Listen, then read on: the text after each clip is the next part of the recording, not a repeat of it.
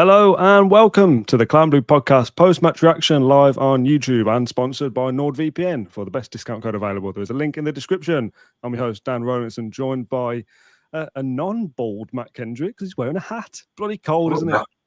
I look knackered, don't I? It is cold. I've just got in, so I haven't had a chance to warm up properly. But also... Do you want to use your mic by any chance? Oh... Back in the game. Too busy. I was too busy trying to set up this lame. Look. I was hoping you'd have hair under there. Look. What is this? Our name's in the hat. Oh, I'm applauding. Fair enough. I'll let you off. So, yeah, a visual gag there for you all to treat you. So, yeah. Well, congratulations to 50% our audience who won't understand that by listening only. Mat Kendrick just revealed a piece of paper from his woolly hat that said Aston Villa on it. We didn't do any chit chat before we started. I would have recognised you didn't have your mic if we had done, but it doesn't matter. We're live. Who cares? And Aston Villa have won a football match with a clean sheet. Can you believe it? I know it's only Cardiff, but it doesn't matter, does it? Yeah, it was. I wouldn't describe when the 2 goals went in. I wouldn't describe it as limbs. I think it was certainly not in the top of the Trinity anyway. It was mild applause. I think it was limb, just limb. I think it was limb, yeah. Just one limb. It was. It took a while coming, but I don't think it was ever really in much doubt that it was going to come.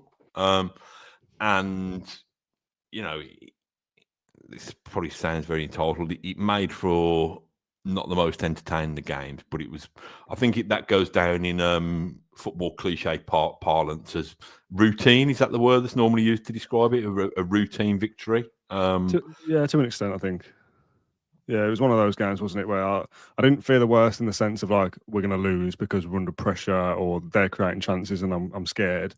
I thought we weren't potentially going to do our job at some stage. It felt a little bit, Alex Palmer again, didn't it? Oh, this goalkeeper's making some great saves out of nowhere and we're going to rue one of these chances and it's, potentially got Cardiff 1-0 all over it from a dodgy penalty or that they score from their one set piece of the second half, something like that. But yeah, routine in the end that we were the favourites for the game and we have progressed to the next stage of the competition. But we played all right. We made some chances. There was a few, I don't know if I'd say concerning performances, but especially before the goals went in. I mean, we're getting ahead of ourselves with the man of the match here. Asensio would have been my man of the match regardless of his goal, so he's an absolute shoe-in when we get to it in a sec. But I was sitting there in the stadium thinking like, I would struggle, I think, here to pick out 3 players that have performed well enough for me to be like their man of the match contenders. Nobody played particularly poorly, but we were just not quite doing it at the level required until we score the goals, click into gear a little bit, and ultimately go through that routine feeling of getting the job done against a struggling Championship side, as I expected. Like, yeah, limb. Limb. Yeah, I think. I mean, we've got to man of the match quickly. Are we contractually obliged by Nord to give them a shout out as soon in the podcast as we can? I think it's one of those ones where your goalkeeper, I think Martinez had to make a save second half from a breakaway, which was pretty routine for him. Yeah, you can't really give it to your goalkeeper or your defenders because they've hardly been overworked. I thought Tielemans was off it, wasn't he, in the first half? A little bit. Especially the first half, yeah. Yeah, just a little bit casual, I thought. McGinn just was tired, isn't he? Played a lot of football. This is one of those games where if Anana's fit, Barkley's fit, Kamara is potentially, because maybe Kamara is still rested in a game like this anyway, but if you've got options and we've played the amount of football we have at the moment, no way Tielemans is playing in this game because we should be getting through this fixture with lesser players, so to speak. But because of where we are with injuries, Tielemans is having to play. Did he play the full 90 again? Or am I getting mixed up? Didn't he? Sure he did. He did, didn't he? Yeah, I think he just looks knackered. And rightly so. Like, fair enough. Fair enough, mate. Yeah, I mean, I was encouraged when I saw the lineup because I thought just don't allow any, don't give us moaning, this moaning fan base of ours, including me. Don't give us any ammunition. just get us through the tie with what you need to. So Yeah. I think the good thing now, and I know we're creaking with injuries, particularly in midfield and the central defensive positions, but the key thing now that our reserves look pretty, our bench still look pretty strong. You still got players who could come on and influence it if they needed to. Yeah. But yeah, I just thought I thought Cardiff came and had a go, considering not had a go. They came with a game plan to shut up shop basically and maybe get it to extra time. Is how I felt. Yeah, and I thought they defended reasonably well, to be honest. I mean, you said the goalkeepers made.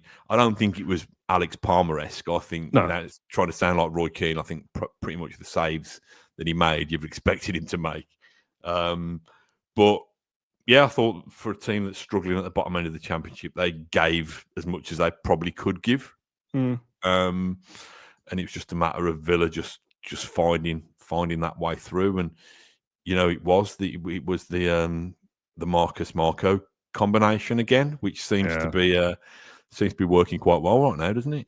It does, yeah. And I looked at that team lineup and thought, and this is completely pointless, that's the kind of 11 that should have played against Palace. That's what I was expecting. I didn't think Asensio and Rashford would have started this. If you'd have asked me for team news a week or two in advance, I thought this would be the fixture they'd be rested for. But to rest them against Palace, to play the mighty Cardiff and prioritise the FA Cup was not on my bingo card. Obviously, we've lost that game, put it in the rearview mirror or whatever, but the team's almost the opposite of what I thought they could be for those games. But went strong, got the job done. Happy days. Let's do man of the match. Let's get it done. It's everybody's favourite section. It's time for the Man of the Match award, and we're going to pick our top 3 in order. And if there wasn't 3 good players, it's a bit of tough isn't it? Yeah, tough bleep indeed, if you can't think of 3 players. Asensio 100% goes in straight at number 1, the man of the match. Again, scores 2 goals. I mean, that mentioned that combination, the Marco Marcus. They're doing it in the opposite order. I think most would have expected it to. That Rashford is the goal scorer and the Asensio is the provider. But it's the other way around again. And absolutely go for it, mate. Why not? Fill your boots. Whoever's getting them, I don't mind. As I said before, he would have been my man of the match pick, regardless, before he scored his goal, plural goals. Everything that we did going forward pretty much went through him. There was one moment, and it's a lot of players can do it. Brings the ball down out of the sky with a perfect touch. Nothing come of it, but it's like, that was good on it. That was good. So he'd be my pick for 1. You said before that you wouldn't give it to defenders, but I thought Bogard played well, as did Garcia. So I don't know whether they're my 2 and 3, but they are the standouts of the defence in a game where Villa haven't really had to defend much. Bogard reads the game really well, I think, and anticipates danger and pretty much deals with it more often than not. Looks comfortable, looks assured, has been asked to play a couple of positions now for Emery and never really looks daunted by it. A little bit at the start of the season playing right back, but he's grown a lot since then. I remember saying at the time, if Bogard's playing right back a lot this season, we're probably going to be in trouble. In centre back and in holding midfield, certainly looks better. Garcia, again, we can say all we want about plucking him from the 2nd division in Spain and throwing him in at the deep end, but he's grown even in the last couple of weeks as well, that he looks a really comfortable player. So they'd be in with a shout. But you're right. Can you give 2 defenders the top 3 places in a man of the match where we didn't really have to defend? I don't know. To me, that says more about the rest of the team. Yeah, I think you probably, I think Asensio is your man of the match. I think in the sort of position, I probably would give it Rashford. Saw a stat that John had tweeted out saying that, I don't know what he means by goal chances but I think the stat was something like he created more tonight than he ever did in any Man United match or something. Really? Wow. John's tweeted, so I'll take John's word for it. I'd probably go, he's got the assist again. I think he must be saving his goals for the Champions League and the FA Cup final, to be honest. But I think the goals will flow eventually for him. It's that sitter, didn't they? Yeah, he wasn't brilliant. I don't think many were, really. This is why this is difficult. But you expected him to make things happen, and ultimately he's grabbed the assist. I don't think even I'm talking myself out of this now, but even the assist he kind of scuffed into Asensio's path. But it's funny. I've just seen somebody in the comments, and this was a bit like me. I can't remember what game it would have been. When was the game? When did he score? Was it the Chelsea game? They Chelsea. played so many games. Yeah, Somebody Chelsea. saying that other than his goals, what did Asensio do? It's reminded me a little bit of the. Probably not old enough to remember it, but there used to be a sketch from Monty Python. What did the Romans ever do for us, other than roads, sanitisation, all these things? So, other than scoring goals and winning us football matches, what does Asensio ever do for us? Do you know what I One mean? good touch is all I saw. It was a great touch, though. It was beautiful. I do love when the ball's taken out the sky with a gentle little touch like that. But I think you're right. Let's say I think Rashford and Bogard would make up my top 3. I'd be happy with that. yeah, Because I know I get what you're saying. Like, don't almost praise the defence and Emi Martinez for a game we didn't have to defend much. But Villa have conceding goals for fun. They have kept a clean sheet. So yeah, it's a clean sheet. I agree. I think the job. I think the biggest compliment you can pay Bogard now is, and this is not supposed to be me throwing Robin Olsen under the bus again. That's already happened enough by stadium announcers at Selhurst Park. But when Olsen plays, you don't trust him. You think that bad things are going to happen. I think with Bogard now, even though he's a rookie and even though he's only got a handful of first-team appearances under his belt still, he's earned our trust. He's earned the manager's trust enough in his last half a dozen appearances to say, well, yeah, he's not going to be, he's going to be no frills, but we know that he can do the job. So I think that's fair for a makeshift centre-half. And they weren't overly worked, were they? But for a makeshift centre-half to keep, what's that, Villa's 3rd or 4th clean sheet or something? Certainly, it's 3 in the Premier League, I think, and we've had a couple in the Champions League as well at home. So, yeah, a handful. Yeah, so I think that's a fair 1, 2, 3. Okay. I can't remember what we said. But Asensio, Rashford and Bogart? Yeah, I've put Bogart second on my document, but it doesn't really matter. Yeah, I think he probably has been very generous to Rashford because I think we could have seen more from him, but he does. Yeah, he's dangerous. He's involved with stuff. He's had that free kick. He's had chances where he's got a shot away from the edge of the area. Nothing's really troubled their goalkeeper or any of them where he should have scored that or anything like that. But he's involved. As you say, he's creating chances. John's tweet was, the stat is, Marcus Rashford created 6 chances for Villa versus Cardiff tonight, which equals the most he ever created in any of his 426 matches for Man United. That was against Wigan in January of last year. So, yeah, creating chances, being involved, yeah. Dangerous to an extent, I think. How does John find the time to count all of these, though? Does he just go back through all of Marcus Rashford's games and just tally them all up? I would wager he's nicked it from someone else. Knowing John, he probably would do that. He's such a kind of boring, non-TV, non-Tom Hanks fan that he probably would go through back issues of Marcus Rashford's career.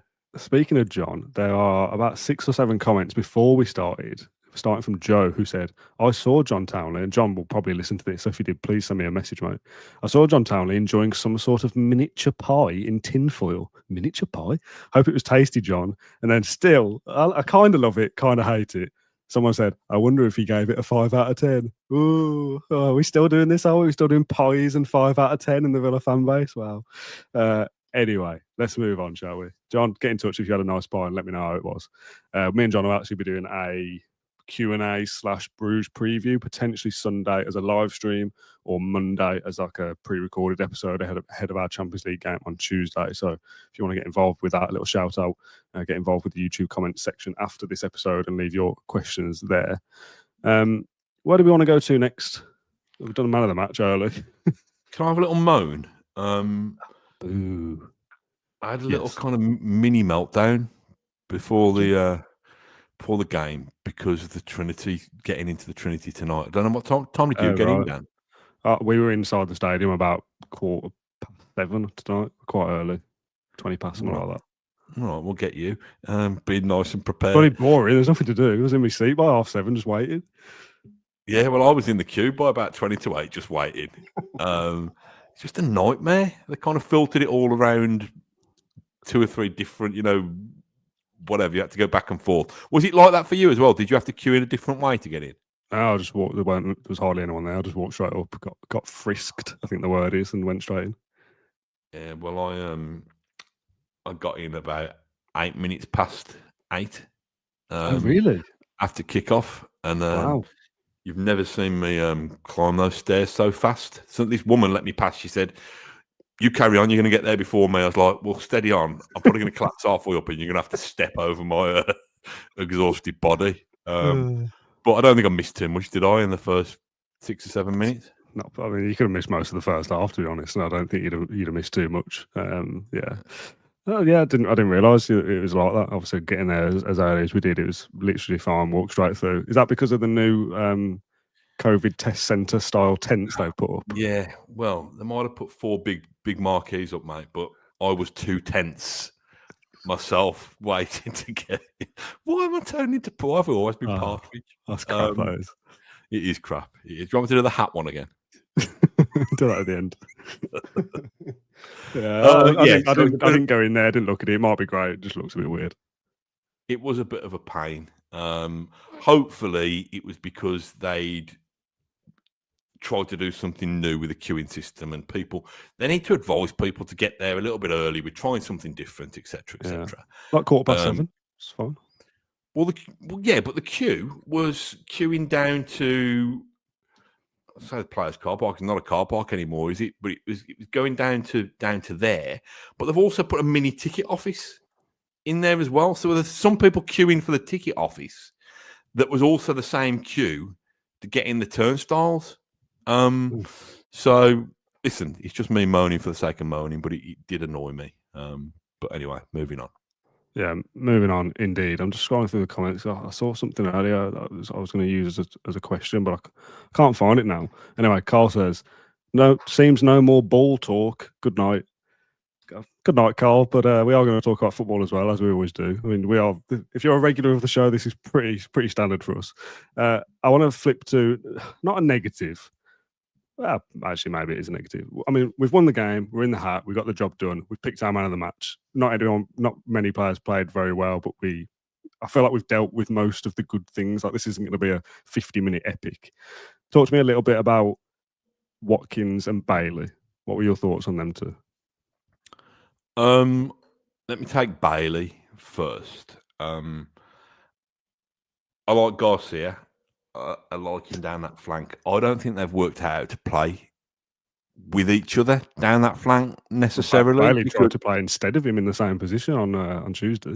Well, yeah, I think you don't see them often overlap or work as a combo. You think, well, if Garcia's got the ball, he's probably going to go his way, or if Bailey's got the ball, he's got his way, going to go his way. But listen, it's a narrow sample because we haven't seen them play together very often. But I think they still need to work out how they combine to trouble teams going forwards. I thought that Bailey had that one kind of half volley, didn't he? That forced the keeper into a decent save. Although I think it was pretty much down his throat, so he'd have been surprised if it had gone in.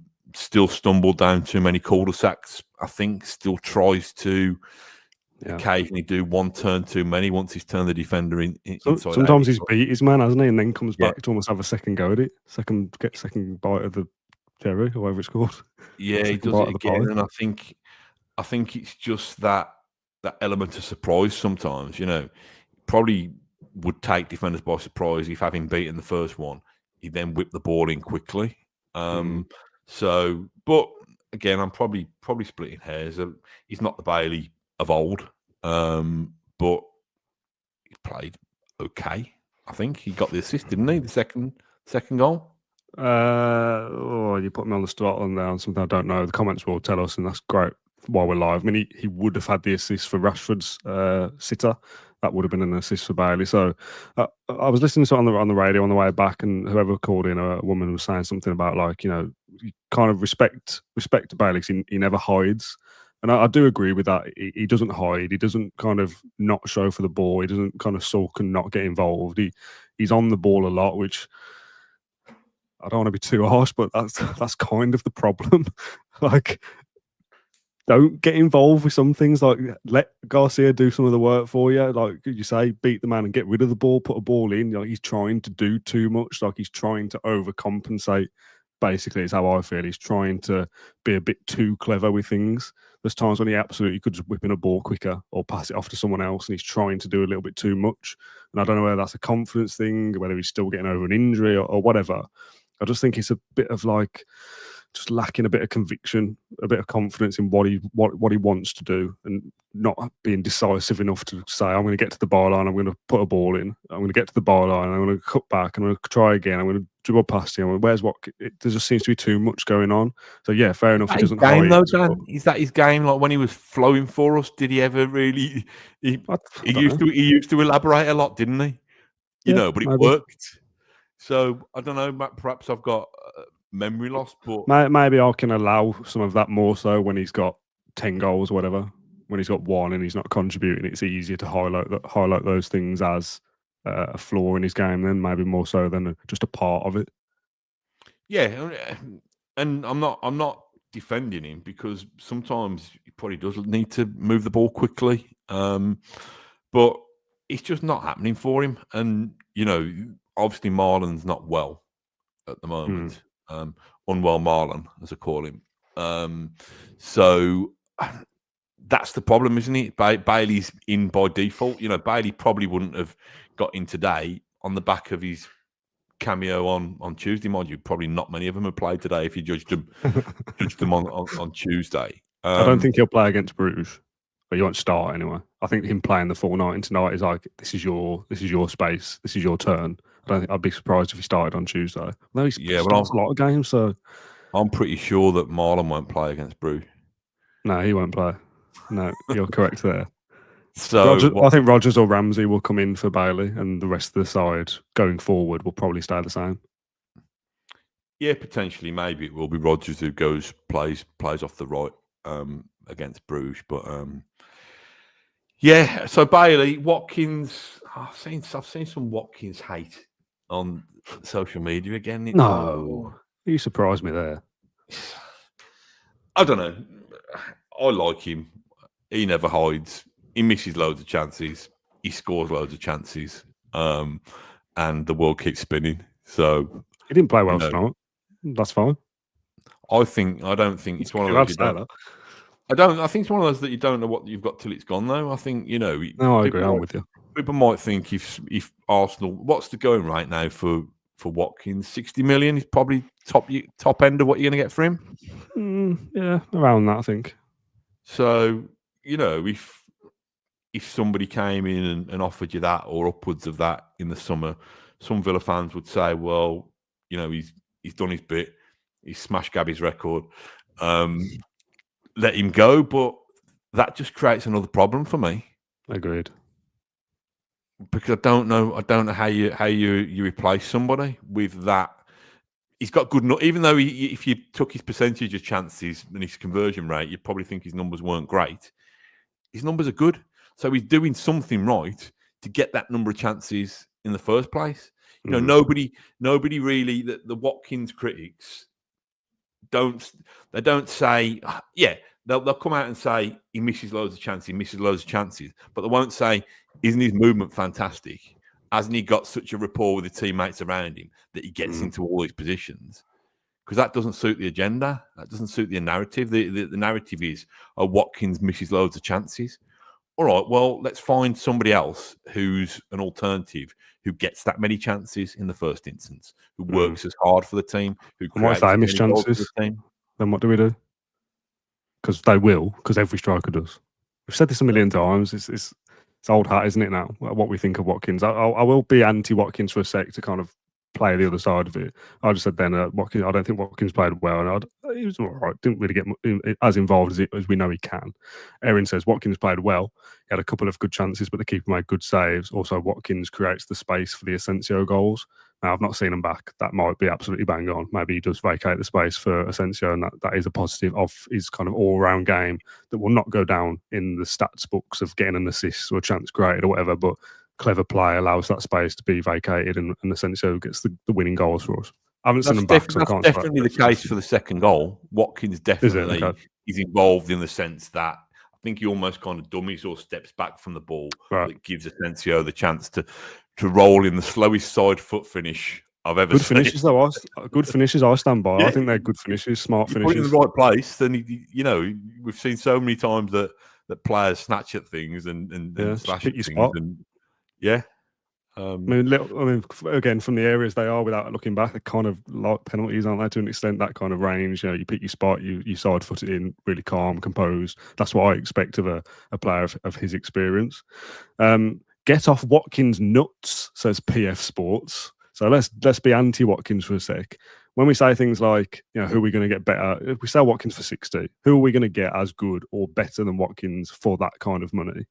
Are we falling into the trap a little bit of, well, if we get rid of Steven Gerrard, who are they going to get that's better than him? That kind of narrative that you get, like, yeah, I agree with you, by the way. I am of the, you don't know what you've got till it's gone. I am a Watkins fan. I think he makes us a better team. We get that he misses chances. He's not ruthless, but he's involved in us getting to where we are today from where we were. However, are we too blindsided by, we might get rid of him and maybe we do find somebody. Maybe the grass is greener somewhere else. Are we too kind of blindsided the other way to be kind of anti-Watkins for a sec? Well, using your who you're going to get that's better than Steven Gerrard, now the bar was pretty low if you talk about Gerrard's numbers versus Watkins' numbers. So ultimately, yes, we've gone better than Gerrard and we've gone several levels better than Gerrard. But Watkins, you've got to really, really back your recruitment team. If that's 60 million, I'm just making this up now, but you've got to reinvest that 60 million for somebody who can do all of those things and do them better and do them more consistently. I'm sure there are players out there, Dan, but I don't think Watkins is anywhere near ready for the Aston Villa scrap heap yet. Mm-hmm. Yeah, I agree with you.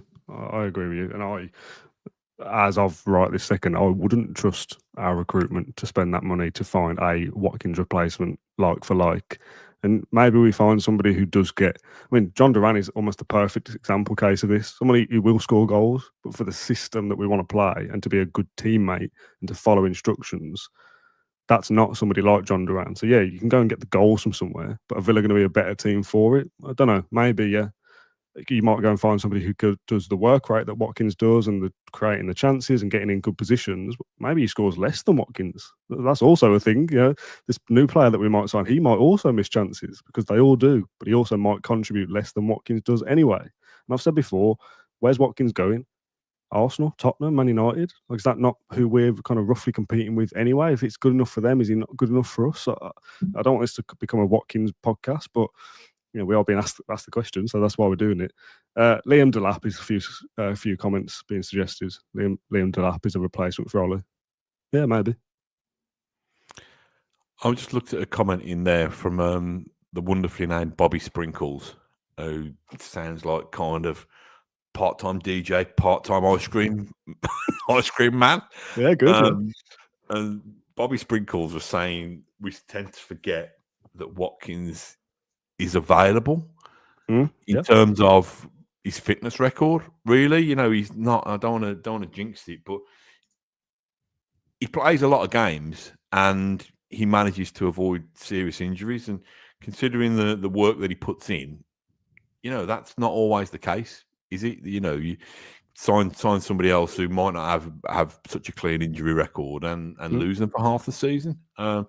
So I wasn't really expecting, a Watkins, I don't know, post-mortem or whatever today. But my views on him is what he always is, really, that, he gets kind of hate thrown his way for 2 or 3 games, and then he'll have a flurry of scoring 2 or 3 goals and winning us football matches, and on we go. Yeah, the cycle continues. One thing I want to pick up on is Emery's post-match and pre-match comments, actually, in a roundabout way. We didn't do a preview for this. We did did we do a Q&A or something? I can't even remember. Post-match with Palace is the last thing we did. We said we might do a preview. We'll see how it goes. And we didn't. I would have predicted 2-0, obviously. Emery's comments pre-game were this thing about Villa aren't contenders for the FA Cup. And that rubbed up people the wrong way a little bit. play us up, Unai. Of course, we're contenders for it. We're in it. We're potentially going to be in the last 8. Since tonight, I've not seen the exact quotes, but Jake Collette says, did you see Unai corrected his contenders comment after the game and has now expanded his vocabulary and said something along the lines of, we are contenders, but we're not the favourites. Now, we didn't do a preview, but if we did, I think that's what he meant anyway, because he said it last year about the Champions League places. We're not contenders for it because there's Newcastle, there's Brighton or whoever. You know, he always listed, didn't he, the big 7. We're not contenders for it, but we got it. So I didn't get the kind of the anger over that anyway. Maybe it's setting expectations to kind of calm down a little bit. But in-house, we are contenders and we're going for it. I think that probably is the case. But I felt he meant favourites is what he meant. We're not the favourites for the FA Cup. We weren't the favourites to finish in the top 4 last year. So I like that he's been corrected, whether someone has pulled him aside and said, actually, you probably should say this instead, or whether he's realised, actually, this is what I meant. Seems a little bit curious that he's changed it after just a couple of days, but I get what he means. We're not the favourites for the FA Cup, but we are a contender because we're in it. Yeah, I mean, I just hope at the end of May he's saying we're not record holders, but we are the reigning FA Cup holders. It's funny, isn't it? Because if his pre-Cardiff presser would have been off the back of a brave 1-0 win like we got at Goodison Park against Palace, or a 2-1 win at Palace or whatever, I don't think people would have read too much into it. But it was like, everybody's lost the game, and the next one he's kind of going, oh, we're not even contenders for that, by the way. Yeah, so it's just Emery, isn't it? You know, like you said, he was we're in the top 4 for most of last season, and you know, he spent most of last season saying, you know, we're not really. I don't think he'd use the word contenders, but we're not really in it. To be honest, we're not. You know, let's just see. We might not finish in Europe, kind of thing. So that was the vibe. And if you look, so we're into the quarterfinals for the first time since 2015. Tim Sherwood, when Tim Sherwood came in about 10 years ago, he came in and really breathed some fresh life into Aston Villa. Give it the old kind of pulse on the neck after Lambert and McLeish, etc., played down Villa very much so. Sherwood came in and gave it the big swagger and the big strut, but it didn't ultimately. Got us to the final, and we were battered out of sight by Arsenal, and then we were, you know, the first couple of months of Sherwood the following year. What I'm trying to say is, I'd rather have a manager who walks the walk and has a history of doing that, rather than one who talks the talk, and it gives us in the press a few sound bites. It makes Villa fans feel good about ourselves, like we're 10 foot tall, but then it all comes crumbling down.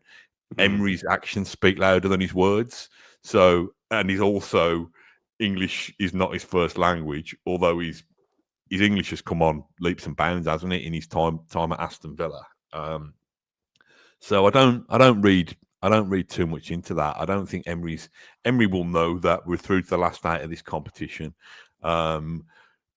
We'll see what the next couple of ties over the weekend bring. The one thing that does worry me is that Danny Murphy is doing the draw on Sunday. So we're bound to get, you know, an away game. We're bound to get drawn away to Brazil 1970 at St Andrews or something. We're bound to get stitched up by it.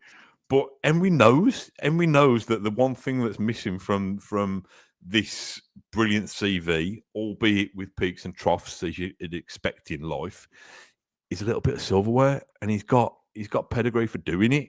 So if he's clumsy over his phrasing and saying we're not contenders pre-match, he definitely believes he wouldn't have gone anywhere near as strong tonight if he didn't think that this was something that he really needed to take seriously.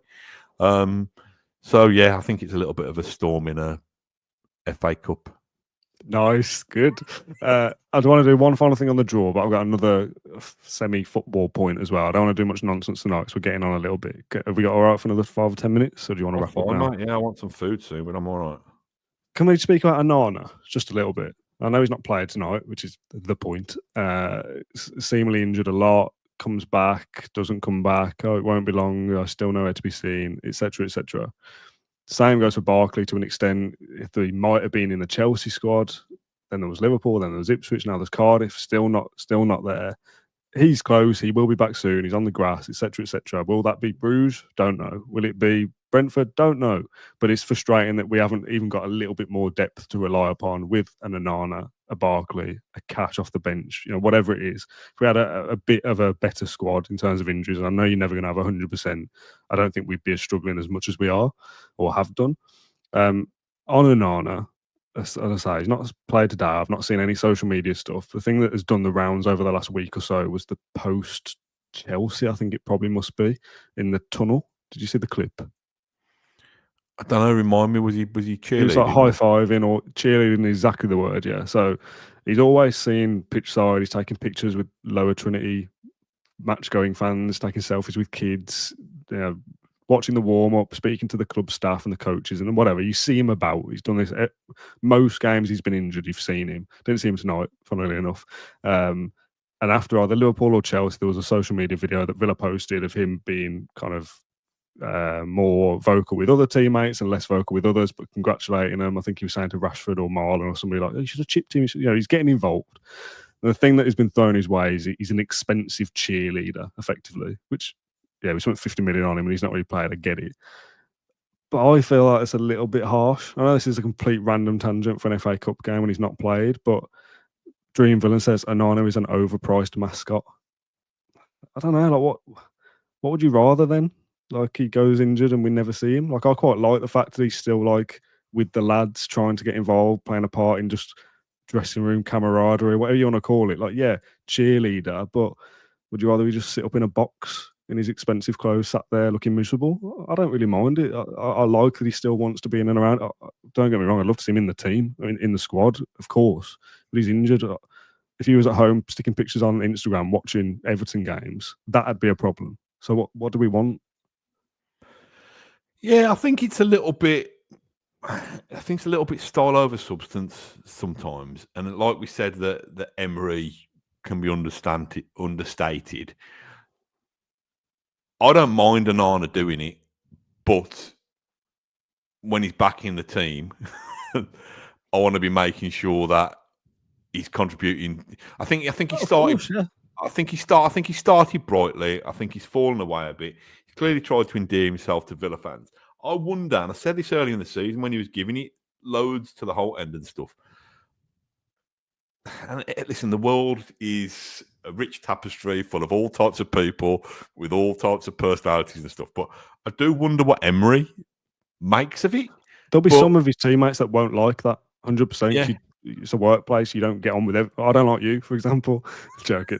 It happens, doesn't it? Some people might go, Christ, he's singing and dancing again like we've just drawn a game. Like, can you just relax a little bit? And I get that. But if you've got two extreme options here, like the overpaid cheerleader or overpaid footballer hiding away for 3 months at home on Instagram, sat in a box, looking miserable, cheerleader all day. Top that with, I'd rather be in the squad. I want to be talking about Onana, the footballer, not the personality. But to me, maybe cynically, you can look at it as he's trying to make himself look good or whatever. I think it shows that he cares and wants to be involved. I'm sure he's not enjoying being injured, is he? I think it's a weird one because, listen, if he'd have come on tonight and he was pumping up the whole end, fair enough, and he's properly in public sight, I think that would have been a bit much. I don't think he did. But I think that'd be. This sounds ridiculous because Premier League football now and Champions League football and FA Cup football, there's cameras everywhere. But you can I think you should expect a degree. When I say a degree of privacy, I don't mean that Villa shouldn't have their own club media in the tunnel. But is that not somebody who's caring for his teammates? If he's doing it there, or do we think that do we think he's playing up for the cameras? And if we think he's playing up for the cameras, possibly it's an element of it. I don't really like that. But if he's just supporting his teammates and he wants to be the life and soul, and that's his role, and that's all he can give when he can't give physically because he's injured, I don't really mind it. I think there's a difference between doing that in the dressing room and I mean, just this is this completely different thing, but it's slightly related. like Garcia. I don't know whether you saw. I spoke about Garcia after one of the previous games, and he came back out and folded his shirt and gave it to. I mean, that's become like, you know when you see a big protest and people have got placards now and block the roads and stuff like that. The area by the tunnel now, I see that many placards and begging letters and all this kind of thing. But it's working because they're getting some shirts and stuff. But tonight, he came and gave his shirt that he was wearing to somebody. And then he must have clocked somebody with a Garcia sign somewhere else. So he went back down the tunnel, came back out with another shirt, and then looked really crestfallen because he couldn't find... the person who got the Garcia shirt sign must have gone home thinking, well, that's a waste of glitter. So he's come back to find them, then can't find them, and all the stewards are looking for this other person, and eventually he gives it to somebody else. Anyway, you think that's more like genuine because he's not? I think football is so much. And I'm not old enough to remember when you used to, catch the same tram as Peter McParland and Johnny Dixon to the game. But football is so removed now because of the financial rewards that footballers get, that those little moments, I think they are important. But the other one, did you see El Ghazi? Had you gone? I went pretty much on the whistle, yeah. I didn't see him go over to the whole end or anything. I think El Ghazi must have high-fived and signed autographs for about 80 people, I think. Bless him. That's not as many as I thought it was going to be. Kind of underwhelmed by 80.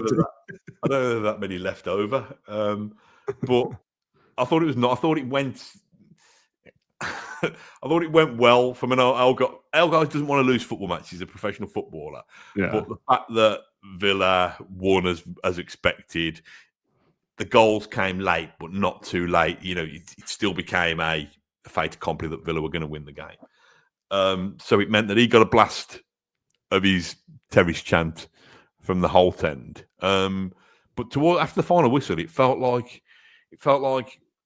I quite enjoyed El Ghazi's Aston Villa testimonial, and it was quite nice that we got through to the next round of the of the FA Cup while it was happening. But yeah, so it was nice to see him back. I mean, he is going to be a legend, isn't he? He played such a significant part. We're not doing the legend debate again, are we? Oh God, yeah. Aston Villa player will go down in folklore. Should we say that? Yeah, okay, fair enough. Let's end this podcast then with not the draw. I'd love to be doing the draw before everyone's played. The draw, I think, someone asked me this earlier, I'm pretty certain it's after the Man United Fulham game on Sunday evening. Forest play again after the draw. They played that after the draw on the Tuesday, I think it was, against Exeter. They host Ipswich on the Monday night, but I'm pretty certain the draw is after Man United because it's on BBC One. That's a 4:30 kickoff. Obviously, we're through. Palace play Millwall. Preston play Burnley. Bournemouth play Wolves. Man City play Plymouth. Newcastle play Brighton. Man United Fulham. And Forest Ipswich. Pretty straightforward question. I'm sure you know what's coming here. Who do you want? Obviously, providing that nobody else has gone out yet, but you know what I mean. Yeah, just to clarify, it is after the Man United Fulham game, and it's Dennis Irwin as well. We're ball number 2. Are we actually good. 2? Oh, I like that. We are ball number 2. How do you know this information? I don't know this information. I did some homework. My dad drove tonight, so I was able to actually look at my phone. Might be wrong. I want out of that. I want somebody at home. This could come back and bite me on the arse, but I actually think that I'd have any of those ones left at home because if we're going to go and win it, we've got to beat the best that's left in this competition. And it'd be nice if we could avoid that for a couple more rounds, though. But you've knocked him out then, though. Well, true, yeah. But then you could come undone against an easier team in the final or something. Well, that's nice problems to have. Yeah, true. I'm with you. And pretty much anybody at home. I think it's so difficult away. I'll be really concerned if we were away. Even though we've won tonight, we got through. Great. I've said before. There's a lot of pressure or emphasis on, oh, let's just go and win the FA Cup. You know, something we've not done for almost 70 years. Not done any. Almost anyone watching this has not seen Villa won the FA Cup, I would wager. It's the one a lot of people have left. They've seen us win the First Division, Champions League, European Cup, League Cups, etc. FA Cup is the one a lot of people are like, I want to see that before I die. Like, you know, it's a thing that's gone on for so long now. I'd be really concerned about playing anybody away, and I do mean genuinely anybody. Plymouth beat Man City, go to Plymouth away, I'd be concerned because it's for them. They're at home with, well, if we beat Villa, who are ropey away from home, we're at Wembley. Like, it's a big carrot for anybody left now. So I wouldn't fancy genuinely anybody away, and obviously Plymouth away or Preston away is far easier than Crystal Palace away, Bournemouth away, Wolves away, Newcastle away. Of course, you absolutely avoid any of them. They'd be massively difficult for Villa specifically because of our records at those stadiums. But I fear anyone away, genuinely. And I might feel differently when the game comes around. Maybe we've got Torres back or Marlon's on a hot streak of form or whatever. I also flip it. Anybody at home, even Man City, Newcastle at home, somebody that is a difficult side at Villa Park in a one-off game with Wembley awaiting, I would back us. So getting the home tie, whoever's pulling that ball out for the home tie, I genuinely hope it's them. Otherwise, I do fear for us. Yeah, I mean, you say that the FA Cup is the one that everybody wants to win, and because nobody's seen it. I mean, has anybody seen us win the Virtu Trophy? Because that's apparently, I've been hearing a lot about that. That's the one apparently. Is that the trophy that we're too good to even play in? Yeah, hopefully we'll never ever play in it. But anyway, that's me being a little bit of a bitch. Yeah, I agree with you. Get somebody at home, almost to the extent that if we do win this next round in the quarterfinals, we get through to the semis, get the semi-finals back at Villa Park and put us there as well. That seems to be our place of comfort, really.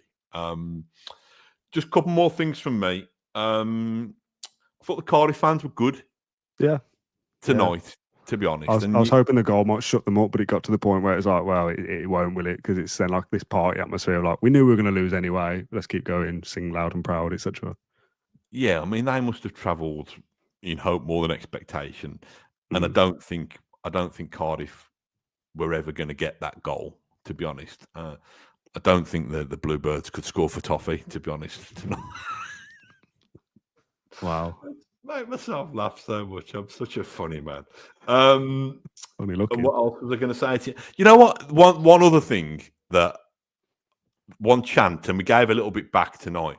I hate Champions League. You're having a laugh because I know it's Champions League.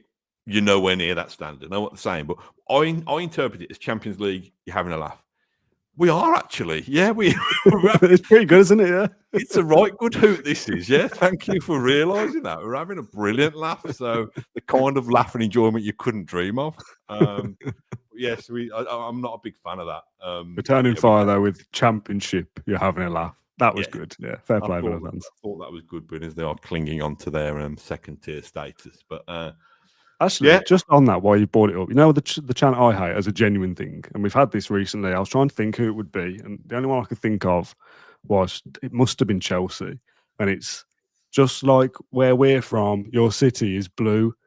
They're in League One. Like, that means nothing to any of us. Like, I get if you were singing that to Liverpool about Everton, yeah, Liverpool way better than Everton, but they're in the same division. They always have been, pretty much. Well, they always have been, I think. Yeah. I get that. If you're Notts County going to Sunderland, your neighbouring city is black and white. You know, get it right. Yeah. For us to be chanted at from Chelsea fans, just like London, Chelsea is London even blue? I don't think it is. Just like Cardiff, your city is blue. It's not though, is it? Because they're in League One. It's rubbish.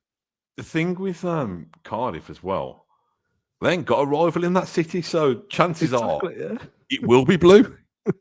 To be honest, and I just think, you know, in terms of solidarity, yeah, exactly. Associate yourself with the kind of pathetic little brother in our city. Yeah, rather than associating yourself with that was runts, by the way. Yeah, I've already said arse and bitch, so we're going to get some kind of violation if you start throwing those kind of words around. But yeah, that Champions League, you're having a laugh. Yeah, we are. We're having a laugh. You having a laugh? That was very Andy Millman from Extras, wasn't it? It was very Andy Millman. Just while we're on the subject of Andy Millman from Extras, one of my favourite songs in all the world, even though it was a mock song, is the David Bowie Pathetic Little Loser or whatever, or good pug nose face or whatever. It's classic. Yeah, classic. If anyone's not seen Extras and doesn't get these references, go and watch it. It's one of the best sitcoms of the last sort of 20 years or something. Right, are we done? I'm done, mate. Yeah, I am done. Okay, I enjoyed that. I was having a laugh during that. That was good. Thank you very much to everyone who watched along live on YouTube for this episode of the Climate Podcast. What's this? Are we in the hat, are we? What's this? I can't even open it. Oh, look, our name's in the hat. Good writing, good handwriting, to be fair. That was all right. Thanks, mate. Yeah, I'm going to get my I'm going to try and get my fountain pen license. I think if I can keep practicing. You're learning cursive now. Hopefully Dennis Irwin pulls out our name like that tomorrow. That'd be good, wouldn't it? Or Sunday. If he's doing the home draws. If he's not, don't want him.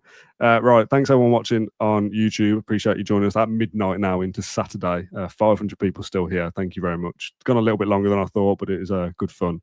If you've caught up with this on YouTube, scroll down to the comments and get involved with the Q&A that's coming on Sunday or Monday. And if you're listening on Apple Podcasts or Spotify, you can use their comment sections and review systems, etc., to get involved with the show as well. Matt, thank you for joining me, and we'll see you on Sunday or Monday.